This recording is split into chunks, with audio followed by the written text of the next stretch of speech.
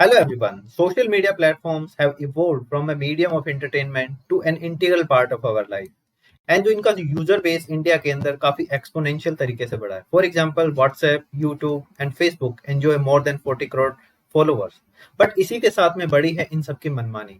जनवरी के महीने में WhatsApp came out with N updated privacy policy and that has become effective from the 15th of May.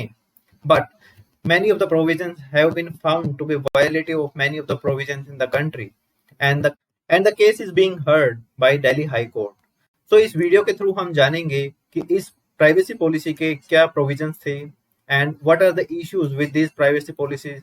India के अंदर privacy से related क्या रिजीम अवेलेबल है and what can be the way forward. My name is Vivek and here is the brief introduction about me. So let's start. सबसे पहले हम privacy policy के की फीचर्स को जानते हैं. सबसे पहला कि ये आपकी हार्डवेयर इंफॉर्मेशन को कलेक्ट कर सकता है, सच एज कि आपकी सिग्नल स्ट्रेंथ कितनी है, ऐप का वर्जन क्या है, ब्राउजर के रिगार्डिंग इंफॉर्मेशन, आपका mobile network, phone number, like that. Next ये आपकी लोकेशंस को एक्सेस कर सकता है. इवन आपका जो लोकेशन रिलेटेड फीचर है वो ऑन नहीं है तो भी आपके आईपी एड्रेस के बेसिस पे या कोई अदर इंफॉर्मेशन के बेसिस पे वो आपकी लोकेशन को एस्टिमेट कर सकते हैं कि आप किस सिटी में अवेलेबल हैं, किस कंट्री में अवेलेबल हैं. नेक्स्ट, आप अगर इनकी पेमेंट सर्विसेज को यूज करते हैं, जैसे गूगल पे की तरह, फोन पे की तरह इन्होंने भी अपनी एक नई पेमेंट सर्विस स्टार्ट की थी, तो अगर आप उसका यूज करते हैं तो आपकी काफी सारी एडिशनल इंफॉर्मेशन है वो प्रोसेस कर सकते हैं, जैसे कि आपके पेमेंट अकाउंट और ट्रांजैक्शन इंफॉर्मेशन को, and that can be used for multiple purposes.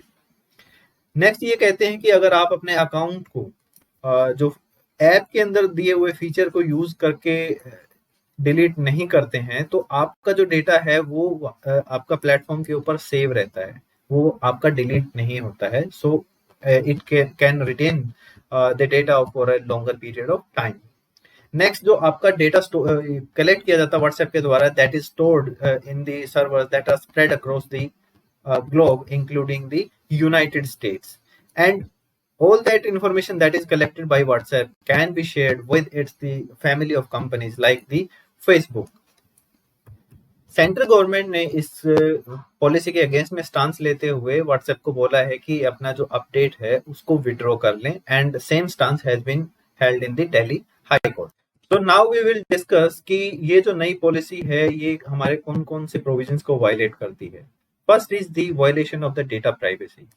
We know for the fact कि जस्टिस पुट्टास्वामी केस के अंदर supreme court has held the right to privacy as a part of the fundamental right under Article 21. So it has become a fundamental right, and this policy is violative of this provision. Next, government ने data privacy के लिए comprehensive law बनाने के लिए justice BN Shri Krishna committee form की थी. उसके basis पे एक draft data privacy bill introduce किया गया था.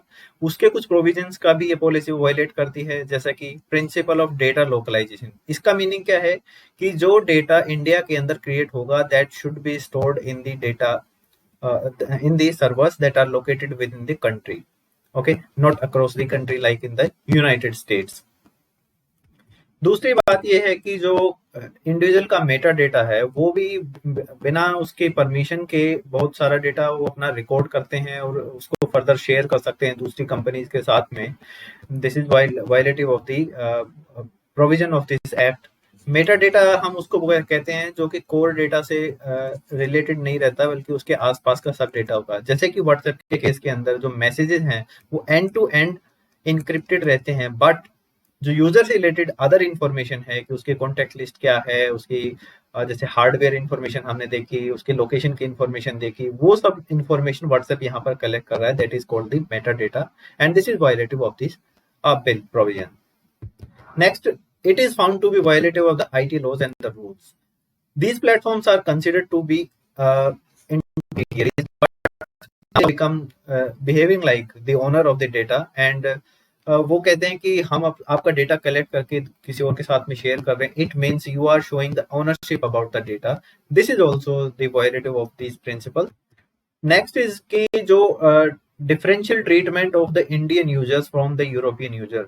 हमें पता है कि ये जो पॉलिसी अभी जो व्हाट्सएप ने लागू की है, this is only for India, and that is not applicable in European countries. So there is a kind of differential treatment by an international organization. So it is also wrong. And जो Indian users हैं उनके ऊपर ये unilateral action थोपा गया है, means उनके पास कोई चॉइस नहीं है। अगर आप इनकी पॉलिसीज को एक्सेप्ट नहीं करते हैं तो कुछ टाइम के लिए आपको लिमिटेड सर्विस दी जाएंगी, बट उसके बाद भी अगर आप इनको एक्सेप्ट नहीं करते हैं तो आपकी जो सर्विसेज हैं वो पूरी तरह से बंद की जा सकती हैं। और जो ये डेटा अपनी पेरेंट कंपनी के साथ में शेयर करना चाहते हैं, दैट इज द फेसबुक, उनकी अगर हम डेटा सिक्योरिटी की बात करें तो उनका जो ट्रैक रिकॉर्ड है काफी पुअर रहा है। आप देख सकते हैं जो कैम्ब्रिज एनालिटिका के केस हुआ था उसके अंदर बहुत सारा डेटा था वो कि यूजर्स का data that was leaked in United states and that was used for the political campaigning. इसके अलावा ये देखिए कि 53 करोड़ फेसबुक यूजर्स के जो फोन नंबर और पर्सनल डेटा थे वो ऑनलाइन लीक कर दिए गए थे। सीबीआई के पास में एक इंक्वायरी चल रही है due to the data leak that happened at the Facebook. इसके पहले कंपटीशन कमीशन ऑफ इंडिया ने इन्वेस्टिगेशन के ऑर्डर दिए थे because they found the policy, the privacy policy to be prima facie exploitative and exclusionary for the users.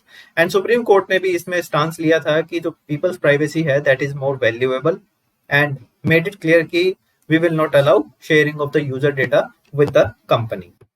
Privacy regime की अगर हम India में बात करें तो अभी हमें पता है कि कोई कॉम्प्रिहेंसिव लॉ नहीं है जो कि हमारी प्राइवेसी को सिक्योर कर सके। जो हमारा अभी बिल है that is in the draft form and joint parliamentary committee के पास में अभी वो डिस्कशन के लिए अवेलेबल है and it may take more time. Already 2 साल से ज्यादा इसमें लग चुके हैं। बट इसके अलावा कुछ सेक्शंस हैं जैसे कि one is that it has become the part of the fundamental right. So as per article 32 and 226 you can now directly approach the supreme court or the high court for the enforcement of these laws. Second, IT act के और IT rules के according some कुछ provisions हैं जो कि data privacy को indirectly protect करने की कोशिश करते हैं। One is the section 72 of IT Act that provide for the provision of penalty for the breach of confidentiality and the privacy, disclosure of information knowingly and intentionally without the consent of the person. Means आपका जो concern person है उसकी अगर आप consent के बिना में कोई भी डेटा की कोई डेटा ब्रीच करते हैं, इंफॉर्मेशन आप शेयर करते हैं तो दैट कैन बी पिनलाइज्ड।